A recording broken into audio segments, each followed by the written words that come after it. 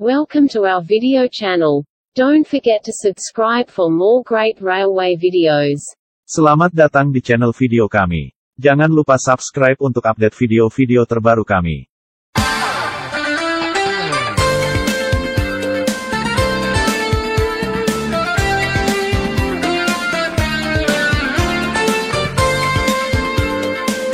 Selamat datang di channel saya, Bagus Widianto Channel. Terima kasih bagi kawan-kawan semua yang telah setia mengikuti channel saya. Bagi Anda yang baru pertama kali berkunjung ke channel ini, jangan lupa untuk klik tombol subscribe.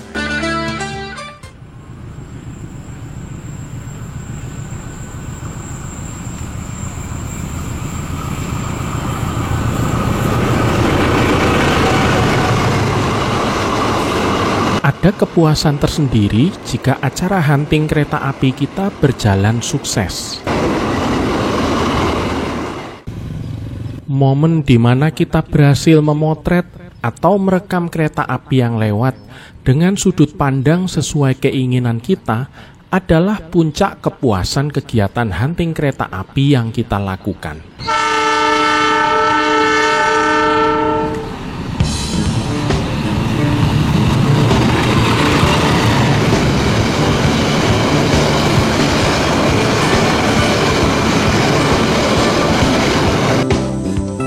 Apalagi jika kegiatan hunting tersebut dilakukan di luar kota dan di tempat yang pemandangannya indah, kepuasan tersebut rasanya besar sekali.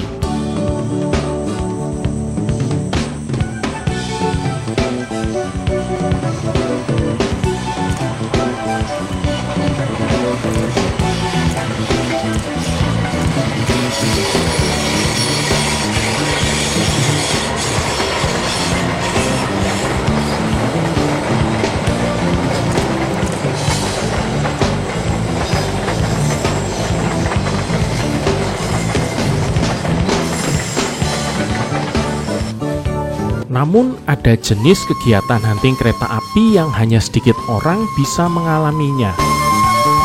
Kalau kita berhasil melakukannya, rasanya seperti mendapatkan hadiah jackpot berlian.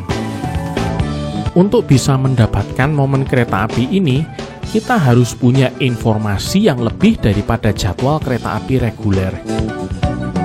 Persiapannya juga lebih detail daripada biasanya, serta waktunya tidak bisa ditentukan oleh kita sendiri.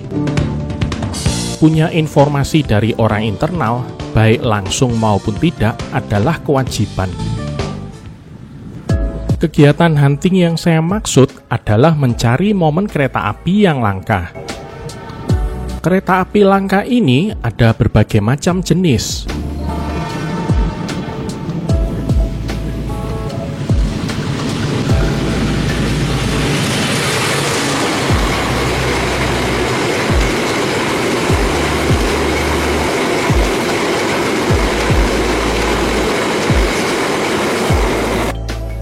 Yang pertama adalah kereta api non-reguler yang biasanya digunakan untuk mengetes sarana yang masih baru. Baik yang baru dibuat ataupun yang baru selesai dimodifikasi. Atau kereta api uji coba yang digunakan untuk mengetes prasarana kereta api. Terkadang kereta api langka tersebut adalah kereta api reguler yang ditarik lokomotif livery khusus, atau menggunakan rangkaian yang tidak biasanya.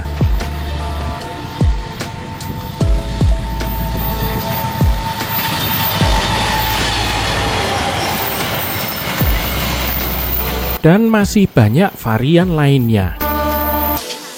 Di video ini, saya akan membagikan kisah pengalaman saya hunting momen kereta api yang langka dan tiada duanya.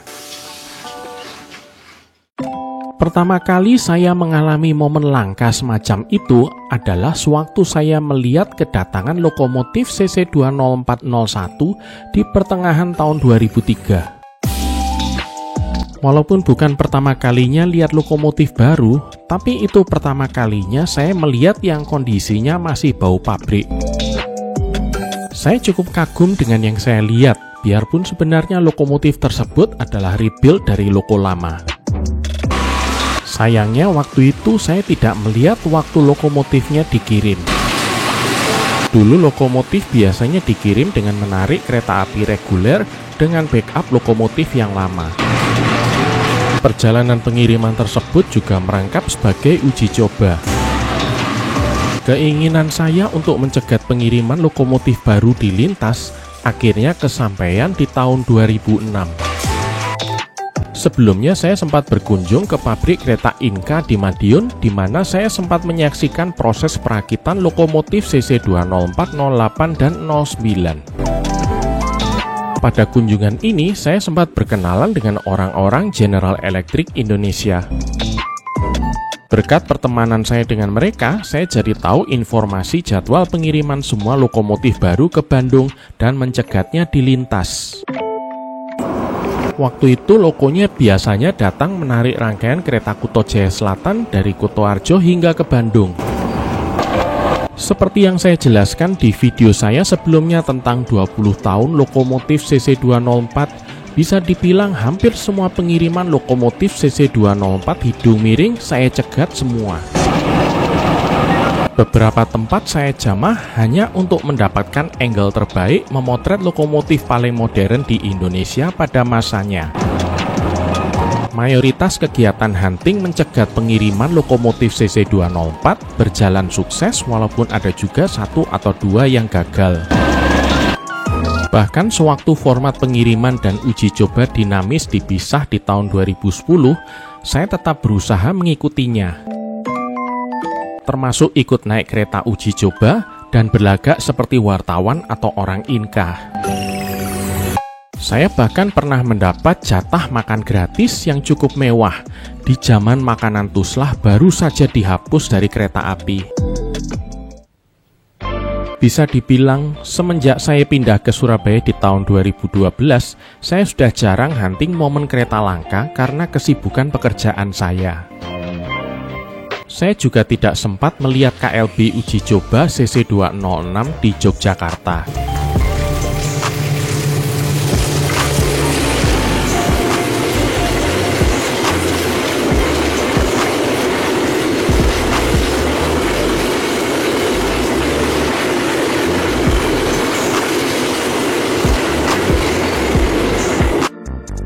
Kalaupun melihat uji coba CC206, itu hanyalah KLB pelatihan masinis Daob 8 yang berjalan di sekitaran Surabaya di tahun 2013. Tapi bukan berarti saya sama sekali tidak bisa mencegat momen kereta langka selama saya di Surabaya. Saya pernah mencegat pengiriman rangkaian kereta api eksekutif dari Inka di tahun 2016 yang lalu.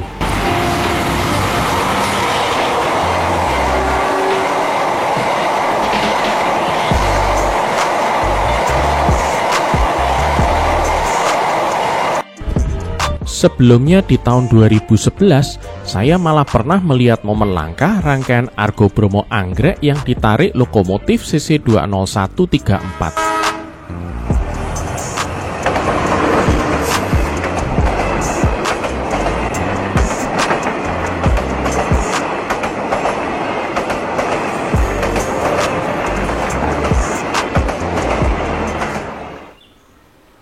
Dulu waktu awal-awal lokomotif CC206 didinaskan untuk kereta api penumpang di musim mudik lebaran tahun 2013, banyak yang menganggap hal ini sebagai suatu momen yang langka.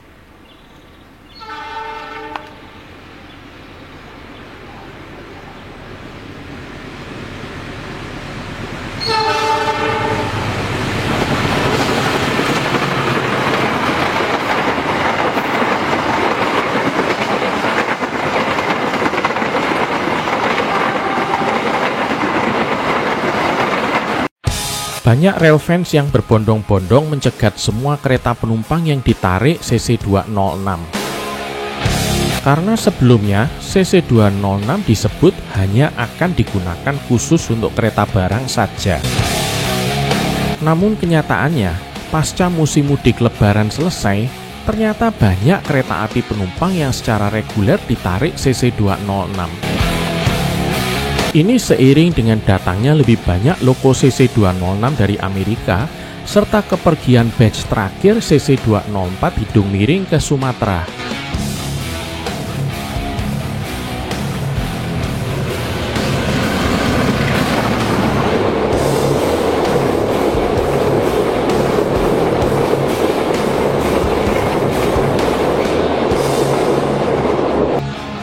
Otomatis, momen CC206 menarik kereta api penumpang sudah tidak dianggap langka lagi.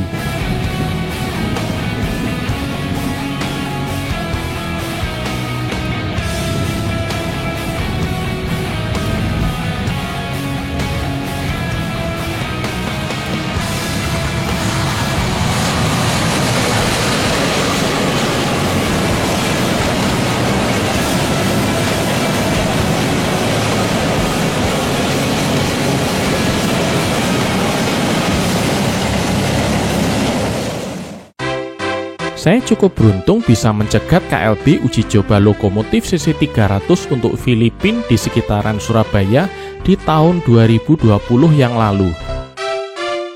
Waktu itu keretanya diuji coba jalan antara Madiun hingga stasiun Kalitidu yang terletak 14 km di barat Bojonegoro. Bagi saya adalah pengalaman unik bisa melihat rangkaian kereta api milik perusahaan luar negeri berjalan di jalur utama di dekat tempat saya. Tempat pertama yang saya kunjungi adalah di dekat stasiun Kedinding. Di sini saya bisa merekam rangkaian kereta apinya saat muncul dari kejauhan.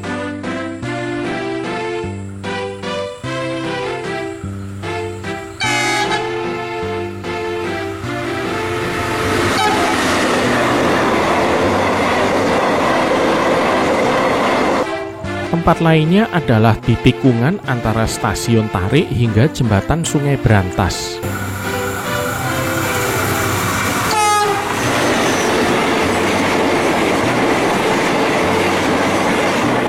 Saya juga sempat mencegat kereta yang sama di tikungan di timur stasiun Tarik.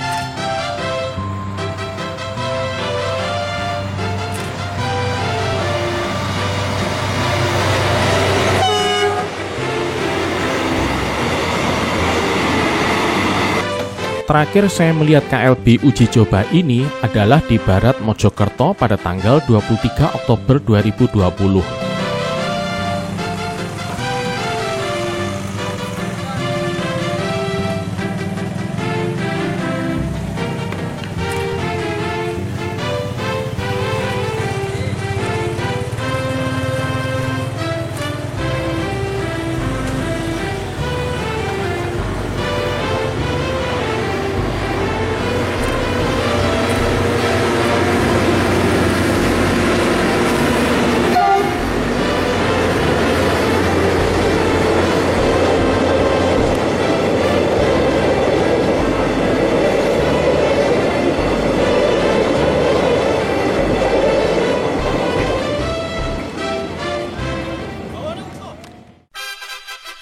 Kemunculan CC201 dengan livery klasik di tahun 2021 memunculkan euforia di kalangan penggemar kereta api. Banyak yang berbondong-bondong ingin mencegatnya di lintas. Dan manajemen PT KA sendiri menyadari potensi ini, sehingga mereka bahkan mempublikasikan jadwal dinasan lokomotif ini agar para rail fans bisa memotretnya. Saya pun berhasil mencegatnya di depan Rumah Sakit Angkatan Laut di Surabaya.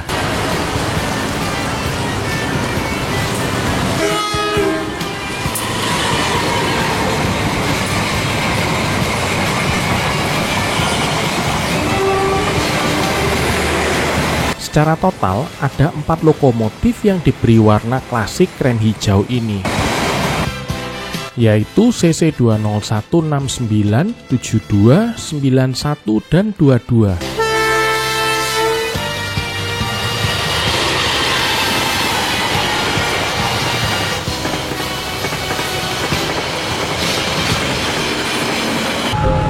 Saya juga cukup beruntung bisa melihat lokomotif CC20191 saat keluar dari Baleasa Yogyakarta di tanggal 22 September 2022.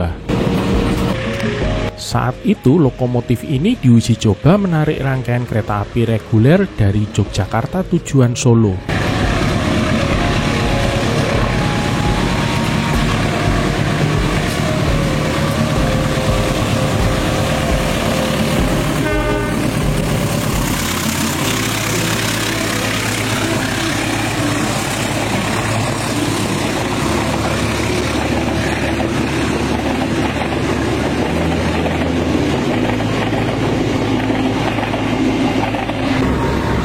Sebelum kemudian kembali lagi ke Balai Asa Pengok, Yogyakarta setelah selesai menjalani uji coba.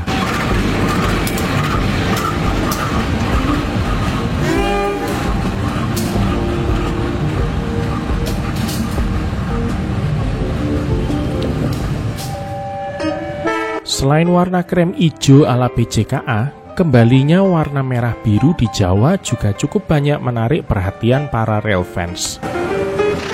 Skema warna yang diperkenalkan di era Perumka di tahun 1990-an ini banyak dikenang oleh generasi rail fans yang tumbuh besar di dekade itu dan setelahnya. Livery ini tidak pernah hilang di Sumatera, tapi di Jawa terakhir kali mereka terlihat adalah di tahun 2009 yang lalu. Lokomotif terakhir yang beroperasi reguler menggunakan skema warna ini di Jawa adalah lokomotif CC20141. Kemunculan kembali corak warna ini adalah sewaktu lokomotif CC201, 129, dan 130 dipindah ke Jawa di tahun 2012. Selama beberapa waktu, mereka beroperasi dengan warna ini sebelum dicat warna putih di kisaran tahun 2014 dan 2015. Namun setelah lokomotif CC201-129 dicat kembali ke warna merah biru di akhir tahun 2023, popularitasnya di kalangan rail fans meningkat kembali. Setiap lokomotif ini berdinas, pasti banyak yang berusaha mengejarnya. Dan kalau dapat foto atau videonya, pasti dianggap luar biasa. Saya pernah beberapa kali melihat lokomotif ini di lintas. Tapi hunting saya di tanggal 18 Januari 2025 adalah momen yang paling langka. Karena saya bisa merekam lokomotif CC201-129 menarik rangkaian kereta Logawa Stainless Steel Next Generation.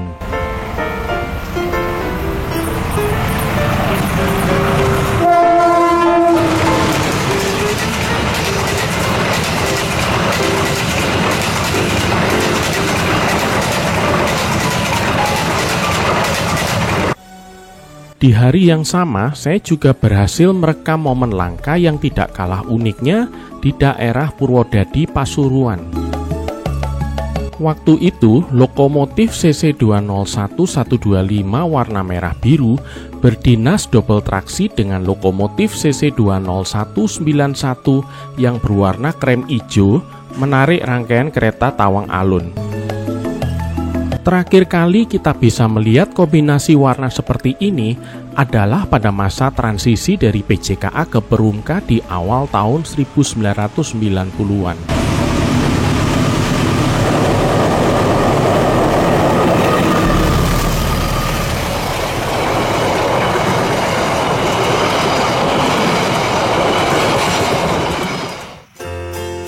Mendokumentasikan momen langka perkeretaapian tidak hanya saya lakukan di Indonesia saja. Dulu zaman saya tinggal di Australia, saya pernah beberapa kali memotret KLB kereta wisata yang dioperasikan oleh Hotham Valley Railway. Yang paling berhasil adalah di stasiun Fremantle di tahun 2000. Perusahaan kereta api yang dijalankan sukarelawan penggemar kereta api ini mengoperasikan armada kereta api kuno untuk wisata, termasuk beberapa lokomotif uap langka.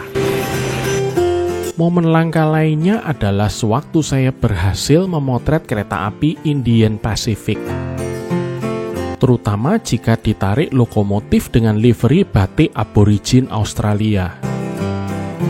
Kereta api penumpang ini adalah satu-satunya di dunia yang berjalan dari ujung timur hingga ke ujung barat benua.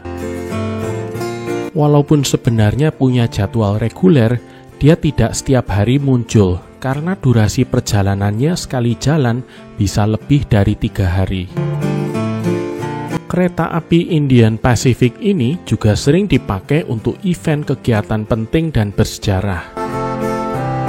Acara Parade Obor Olimpiade Sydney di tahun 2000 itu contohnya, dan juga banyak event-event lainnya. Salah satunya di acara 100 tahun Federasi Australia yang diadakan di stasiun East Perth di tanggal 25 Oktober 2001. Apalagi waktu itu dia ditarik oleh kedua lokomotif bercorak batik aborigin Australia. Bisa melihat keduanya berdinas bersama adalah momen yang sangat langka sekali. Dan pada acara yang sama, saya juga berhasil mengabadikan KLB kereta kuno yang ditarik oleh lokomotif GM1. Lokomotif diesel buatan EMD Australia di tahun 1951 ini adalah lokomotif diesel pertama yang berdinas di negeri kanguru. Selain di Australia, pengalaman saya melihat momen langka perkeretaapian di luar Indonesia adalah sewaktu saya bekerja di Malaysia dan Singapura. Kereta langka yang saya abadikan adalah Eastern and Oriental Express. Kereta api dengan tarif termahal di Asia Tenggara ini merupakan salah satu hotel berjalan milik jaringan Hotel Orient Express atau sekarang dikenal dengan Belmont Hotel Group. Kereta api ini punya desain interior serta pelayanan layaknya hotel berbintang 5 internasional. Namun dia hanya berjalan sekali atau 2 kali dalam sebulan, atau terkadang sekali dalam 2 bulan. Waktu pertama kali melihat kereta ini di stasiun Kuala Lumpur Lama di tahun 2004, saya cukup takjub dengan kemewahan kereta api satu ini. Parfum ruangannya berbau layaknya seperti lobi hotel bintang 5 sungguhan. Para penumpangnya juga terdiri dari orang-orang kaya dari Eropa dan Amerika yang menggunakan pakaian branded mahal. Bahkan seragam pelayan restorasi dan tukang masaknya cukup berkelas. Puas bisa melihatnya di stasiun, saya juga kepikiran untuk mencegatnya di lintas. Tapi usaha saya untuk memotret kereta ini di lintas di Malaysia nyaris berakhir dengan bencana kehilangan kamera. Waktu itu saya berusaha memotret kereta api ini di stasiun Nilai yang terletak 1,5 jam dari Kuala Lumpur ke arah Seremban. Stasiun ini saya pilih karena ini tempat paling aman untuk menunggu kereta Orient Express serta punya pemandangan cukup rural. Sebelumnya saya berusaha mencegat di stasiun Seremban yang lebih jauh lagi, tapi gagal karena keretanya keburu lewat sebelum saya sampai tujuan. Di stasiun Nilai, saya berhasil memotret kereta api ini saat melintas dengan komposisi foto yang cukup memuaskan. Namun saat saya mau pulang, tiba-tiba saya dicegat petugas keamanan stasiun yang mengancam akan menyita kamera saya. Saya heran dengan tindakannya karena tidak ada tanda larangan memotret dan di daerah pusat kota biasanya tidak ada yang melarang. Setelah tarik ulur agak lama dengan petugas keras kepala ini, akhirnya dia melepas saya dan membiarkan saya pergi tanpa kehilangan apapun. Itulah pertama kalinya saya dilarang foto kereta api oleh petugas keamanan stasiun, jauh sebelum hal itu pertama kali muncul di Indonesia. Bisa memotret momen kereta api langka itu satu hal, tapi bagaimana jika Anda adalah bagian dari perjalanan kereta api tersebut?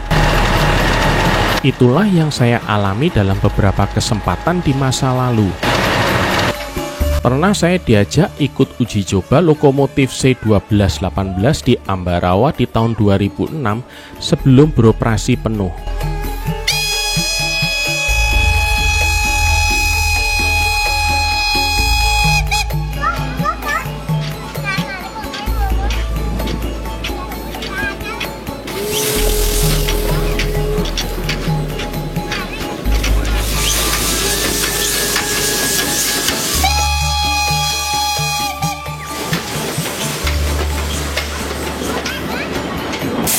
Bahkan saya sempat menangkap momen persilangan lokomotif uap yang merupakan pemandangan sangat langka di zaman sekarang.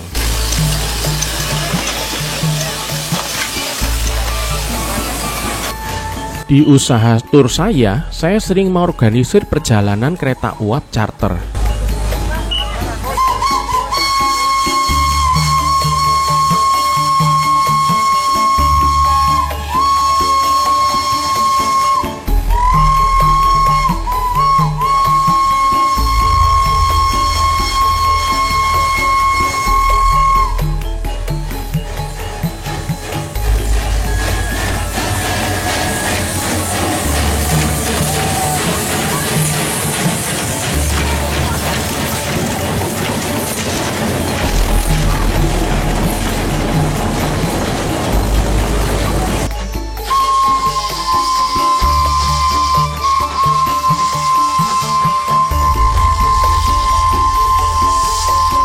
Bagi saya, yang paling berkesan dari semua itu adalah sewaktu saya mencarter kereta lori uap di pabrik gula Kedawung di tahun 2018.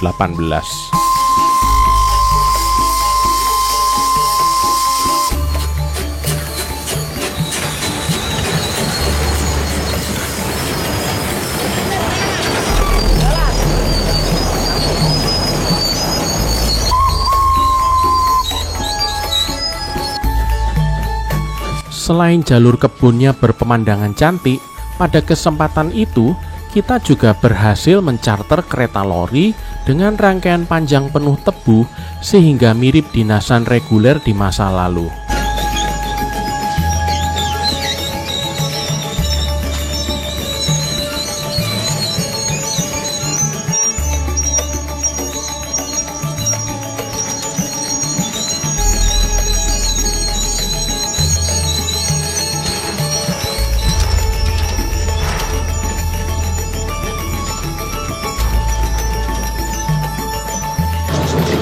Saya juga pernah mencarter lokomotif C1218 setelah dia dipindah ke Solo.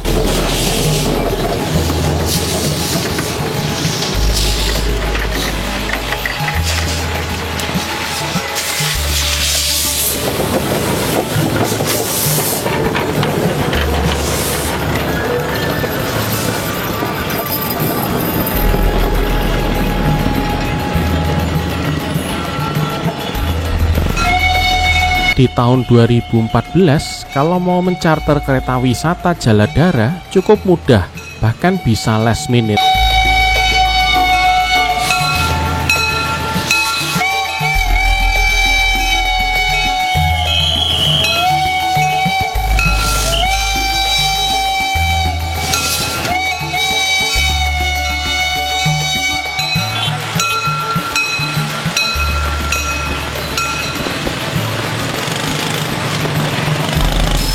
Saya waktu itu memesan 2 hari sebelum perjalanan.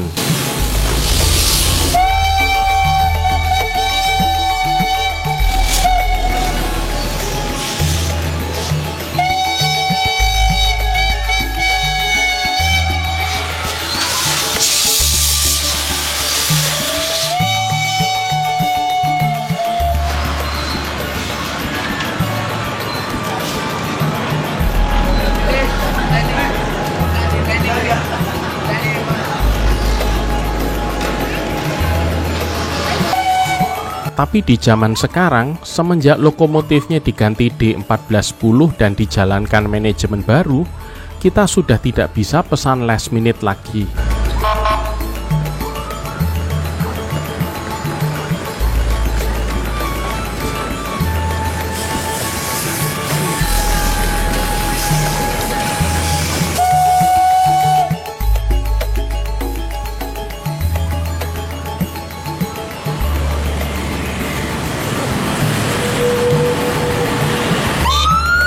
Jadwal perjalanannya juga ditentukan oleh organisernya dan jatahnya sedikit sekali tiap tahunnya. Dan itu pun seringkali full book.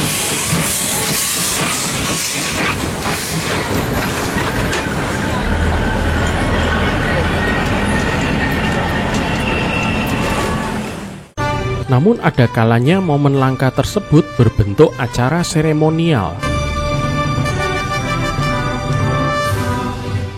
Di tahun 2007, bebarengan dengan momen peringatan Hari Pahlawan, saya juga ikut diundang naik KLB Perjuangan di Bandung.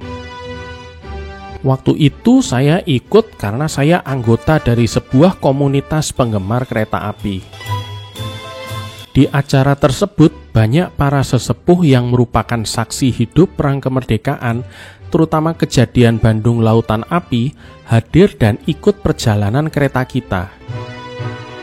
Acara tersebut dipimpin oleh Jenderal Purnawirawan Herman Sarens Sudiro. Jauh sebelum istilah cosplay terkenal di kalangan anak muda sekarang, beliau sudah terkenal dengan hobinya menggunakan kostum-kostum yang nyentrik. Rute perjalanan kami waktu itu adalah dari stasiun Bandung hingga Cicalengka. Kereta kami terdiri dari 2 gerbong kelas ekonomi dan 2 gerbong datar yang ditarik oleh lokomotif CC 20401.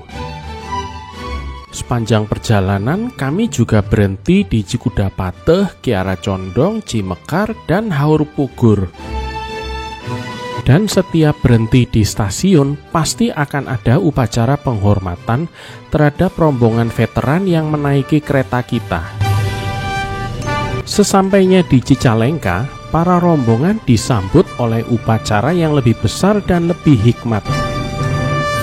Banyak para peserta yang masih muda berinteraksi dengan para veteran Perang Perjuangan dan mendengar kisah Perang Kemerdekaan dari pelaku aslinya.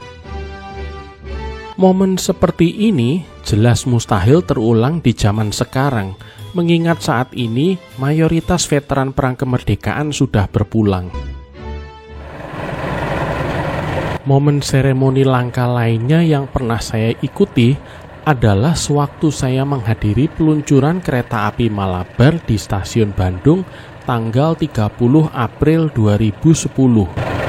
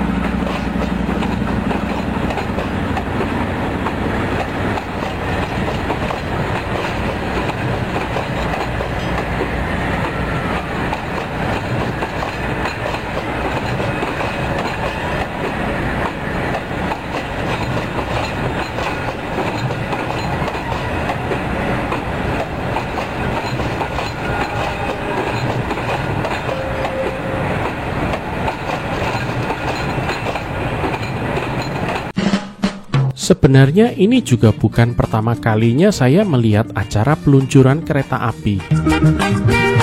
Sebelumnya saya pernah melihat peluncuran kereta api penataran ikon di stasiun Surabaya Gubeng di tahun 2007. Tapi berbeda dengan upacara peluncuran kereta api sebelumnya yang hanya berisi pidato formalitas, acara peluncuran kereta api Malabar juga melibatkan selebriti yang mengisi acara. Yang unik juga ada acara lawak yang diisi beberapa komedian terkenal. Salah satunya adalah Mami Prakoso dari grup lawak Sri Mulat. Ini pertama kalinya saya bertemu beliau langsung setelah sebelumnya hanya melihat di layar kaca.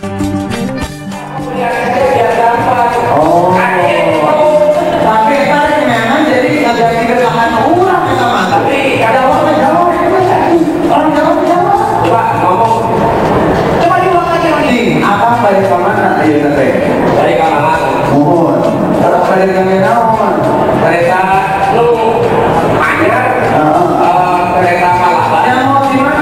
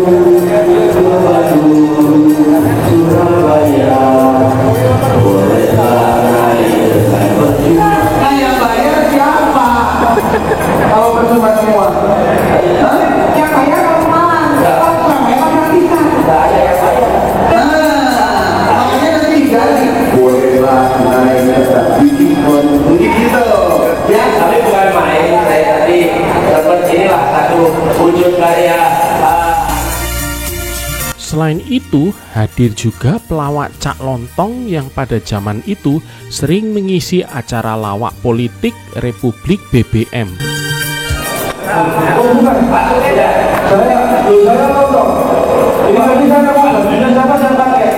Berarti kalau ada petugas kereta api, PT kereta api sekarang nggak pakai baju, itu berarti Pak Sukenda. Ini bajunya siapa nih? Iya. Tapi terima kasih Pak Sukenda yang telah berusaha tadi mencarikan kostum dari rekan kita yang memang tidak bawa kostum. Tapi daripada tadi menjelaskan dari Pak Sukenda yang salah ini, mendingan kita dengerin sambutan. Oke, kita coba. Satu lagi selebritis yang hadir pada acara itu adalah aktor Didi Petet. Beliau pada saat itu ditunjuk sebagai duta kereta api oleh PT Kereta Api Indonesia. Pemilihan beliau sebagai duta kereta api ternyata berhubungan dengan latar ayah beliau yang dulu berdinas di perusahaan kereta api. Karir Didi Petet di dunia perfilman sendiri berkembang setelah beliau tinggal di Bandung mengikuti orang tuanya yang berdinas di kantor pusat kereta api. Acara tersebut diakhiri dengan penekanan tombol peresmian oleh Dirut PT Kereta Api, Gubernur Jawa Barat, Menteri BUMN, Dirjen Kereta Api, serta Duta Kereta Api. Setelah itu, diikuti pemecahan kendi oleh Menteri BUMN. Dan terakhir, pemberian semboyan 40 oleh Gubernur Jawa Barat. Esoknya, saya sempat mencegat kereta api Malabar pertama dari Malang tujuan Bandung di tikungan Leles. Beberapa rel fans Jawa Timur ada juga yang terpantau mengikuti perjalanan perdana ini. Kereta api Malabar waktu pertama kali muncul sempat membuat acara hunting kereta api di Priangan Timur jadi makin sempurna.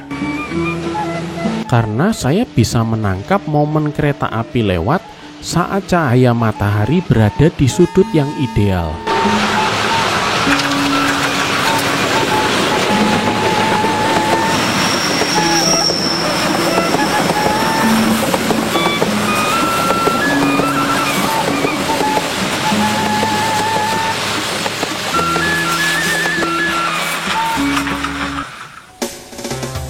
Bisa dibilang, kesempatan untuk bisa melihat momen langka adalah sesuatu yang patut disyukuri.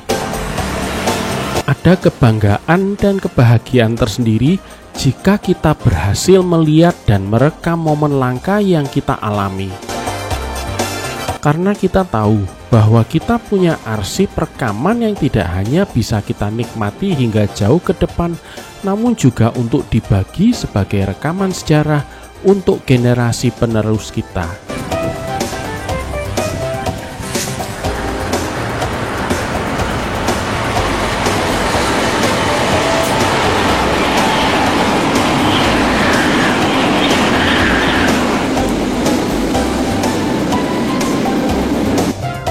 Terima kasih bagi Anda semua yang telah menyimak video ini hingga selesai. Nantikan video-video menarik lainnya hanya di channel saya, Bagus Widianto Channel. Terima kasih dan sampai jumpa.